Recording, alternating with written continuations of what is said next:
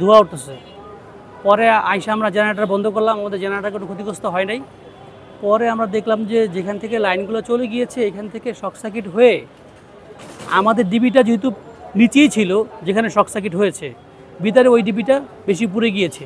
Generator চলা অবস্থাতে আমরা বন্ধ করে দিয়েছি। এখন কিভাবে কি করা যায়, কিভাবে আমরা দেখলাম যে উপরে স্কুল আছে এবং অনেক জিনিসপত্র মানে বইপত্র হ্যানত্যান বিভিন্ন বইপত্র এগুলো রাখা, যেগুলাও তো একটা মানে অনেক বড় কিছু হতে পারতো, আল্লাহ তাআলা মাফ করেছে।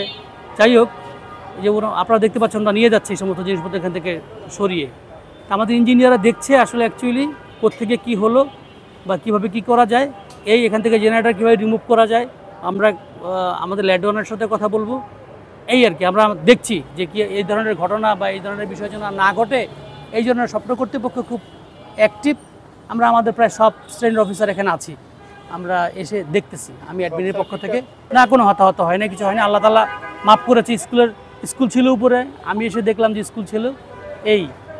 এই আর কি আল্লাহর অশেষ রহমতে কিছুই হয়নি, কিন্তু অনেক কিছু হতে পারতো। এই কারণে আমরা বাড়িওয়ালাকে যেভাবে বলা দরকার, ওয়ার্নিং দেওয়া দরকার, বা আমরা এখান থেকে দেখছি, আমাদের ইঞ্জিনিয়াররা দেখছে, দেখার পরে কিভাবে এই ধরনের বিষয়গুলো যেন না ঘটে, আর এটার জন্য যা ইনিশিয়েটিভ নেওয়া দরকার আমরা তা ইনিশিয়েটিভ নেব। এই যে কথা। আপনার নাম পরিচয়? আমার নাম মাসুম বিল্লাহ, আমি অ্যাডমিনটা দেখি।